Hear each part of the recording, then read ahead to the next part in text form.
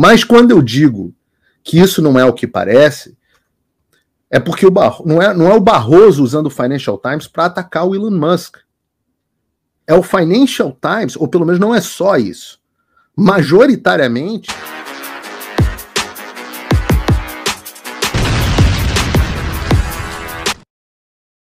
Opa, eu sei que você não aguenta mais ouvir, eu pedi para você fazer o triplo C, curtir, comentar e compartilhar, mas eu peço porque 4 entre cada 10 pessoas sequer estão inscritas no canal e a maioria não ativa as notificações e nem curte o vídeo e isso prejudica o nosso algoritmo.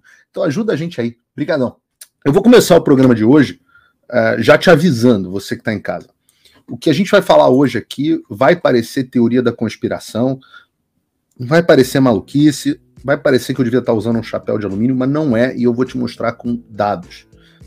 A internet ela era uma promessa da liberdade no início dela, mas ela está se tornando o sonho molhado para os ditadores conseguirem monitorar os passos de todos os seus opositores. Eu digo isso, né? O próprio professor Olavo de Carvalho falava isso.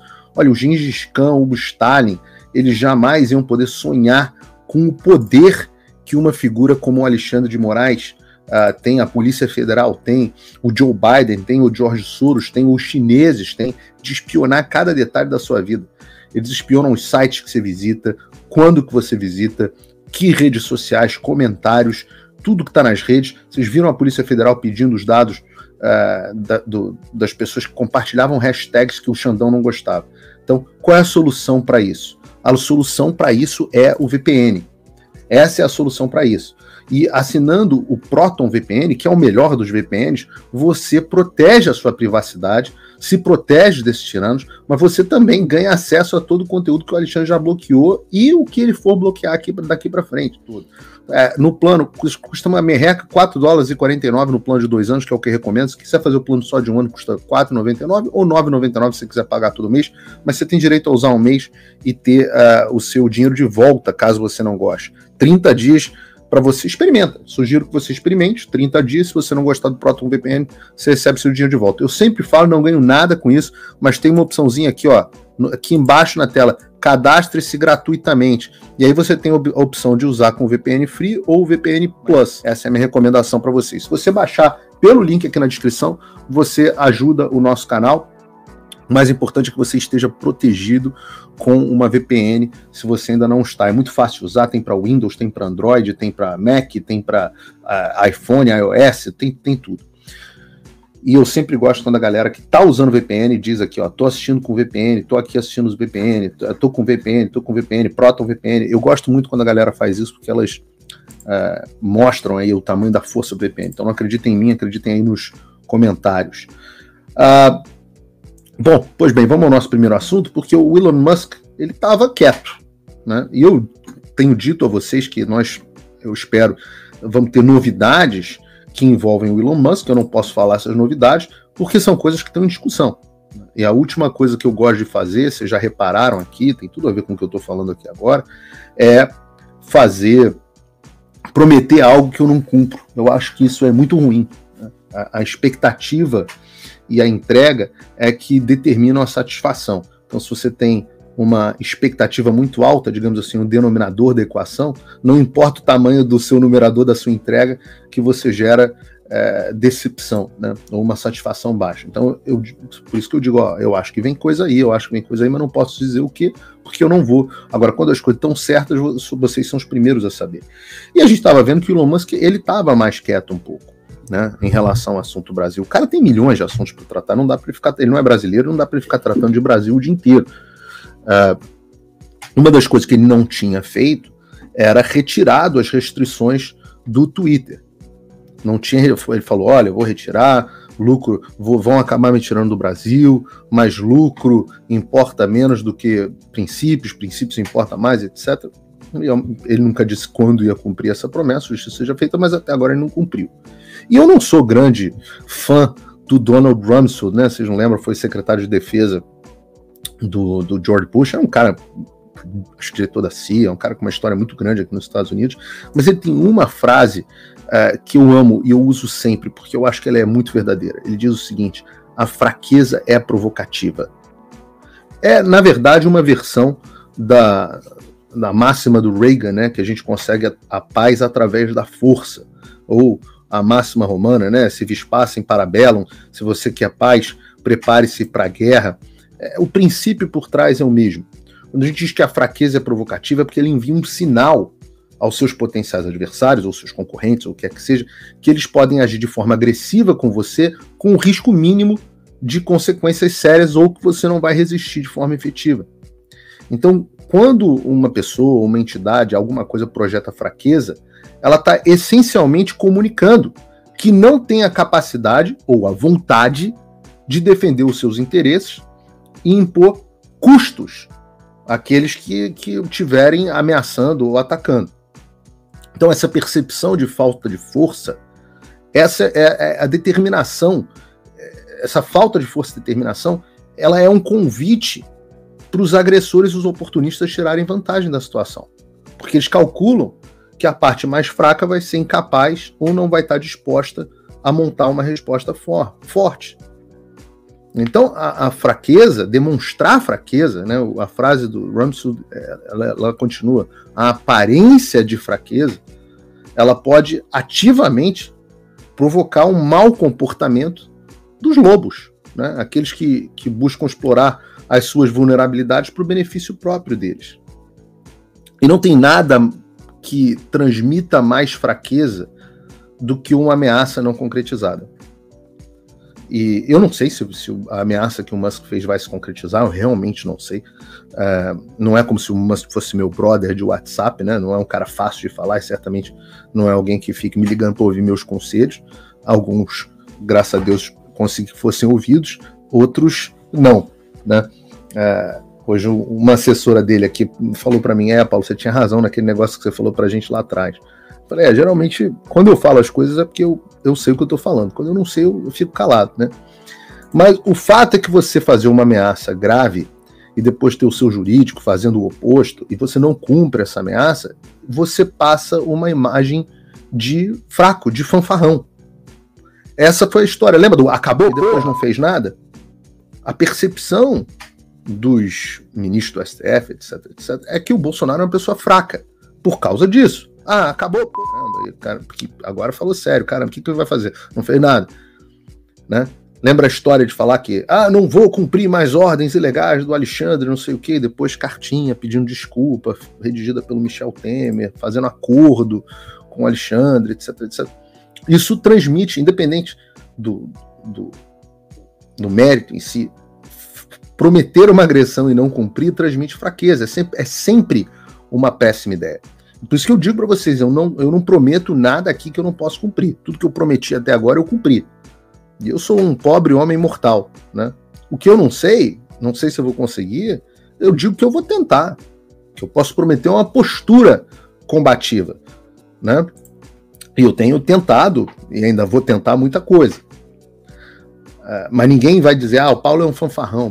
Tem muita gente que falou, né? O Paulo falou que ia ter audiência no Congresso, não conseguiu, a esquerda ferrou com ele. Eu falei, não, eu vou cumprir. Fui lá e cumpri. E o que é interessante é que estes caras da esquerda, eles apostam na fanfarronice da direita. Eles apostam nessa fanfarronice. E o Barroso apostou na fanfarronice do Elon Musk. Ele falou, vamos ver, o pessoal fala muito, mas na hora não faz. Né? Vocês lembram dessa declaração do Barroso? Eu passei aqui no Paulo Figueiredo Show. Ele ainda foi além. Ele disse que tinha tido... que tinha encerrado o assunto. Não, acho que esse assunto está superado, porque estava gerando um tremendo mal-estar para o STF. E ele falou, não, esse assunto está encerrado, vamos agora... vamos falar nos autos. Não tem mais por que a gente falar, página virada, não sei o quê. Obviamente eles estavam nas cordas naquele momento com um ultimato. Mas quando ele viu que o ultimato não foi levado adiante, ainda pelo menos, ele se sentiu à vontade para brilhar numa entrevista que foi publicada hoje no Financial Times. Aliás, o Financial Times diz que a entrevista com o Barroso foi uma raridade, uma rara entrevista. O Financial Times, o Barroso é o ministro mais boquiroto de uma Suprema Corte no mundo. Ele é o cara da eleição não se ganha, se toma, ele é o cara do derrotamos o bolsonarismo, ele é a maior estrelinha, é o cara que mais adora dar discurso, vai para Davos dar discurso, já volto a falar sobre isso. Mas a verdade é que essa entrevista do Financial Times, ela não é só o que parece, no seguinte sentido, não é só o Barroso usando o Financial Times para atacar o Musk e aparecer para os amigos dele globalistas, não é isso.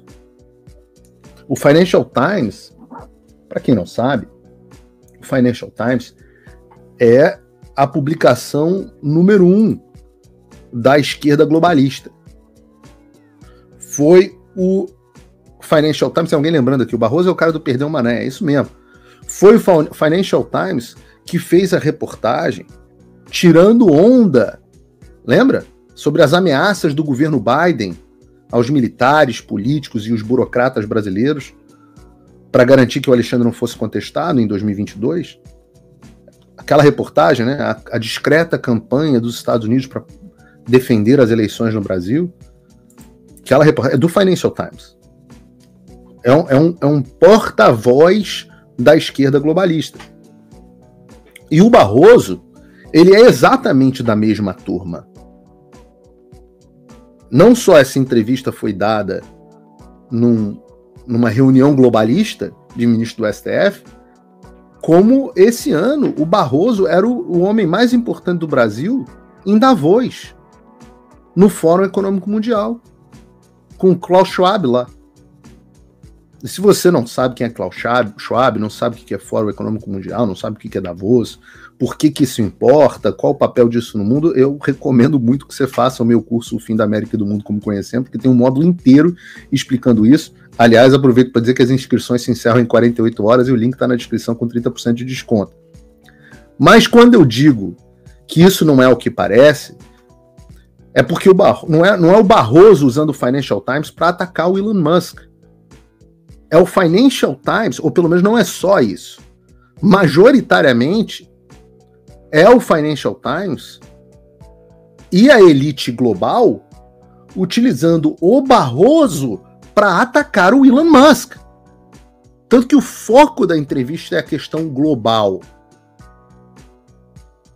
E a gente pode ver a entrevista aqui, eu vou ler com vocês, pelo menos parcialmente, a entrevista.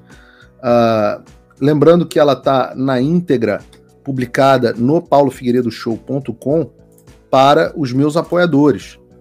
Então, se vocês quiserem entrar aqui no site,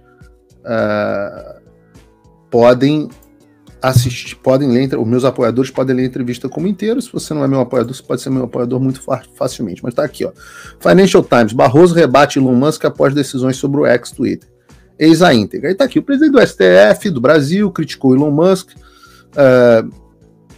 depois que o bilionário atacou ordens judiciais direcionando sua plataforma X, ligando Musk a um movimento internacional de extrema direita, que ele chamou de destrutivo e com intenções de destabilizar democracias. Musk, que se declara um absolutista da liberdade de expressão, acusou no mês passado um dos ministros do tribunal, faltou aqui dizer o nome, né, Financial Times, de censura e de trair a Constituição e o povo do Brasil, depois que o juiz exigiu que o ex removesse perfis ligados a grupos de extrema direita. Eu, por exemplo, sou ligado aparentemente a um grupo de extrema direita, segundo o Financial Times.